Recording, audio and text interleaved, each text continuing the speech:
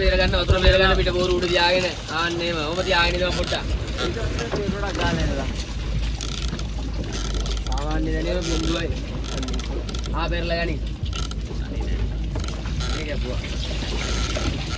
මේ බලන්න ඉතිලා. ඒක වන්නකේ ආදාය දෝරනේ. වෙනකම් පිටින් දාන්නේ අම්දේ. අන ඇජේටම කරලා දුන්නා කිසි කරදරයක් නැහැ. පිටින් දාගන්න ඕනේ. ඔව්.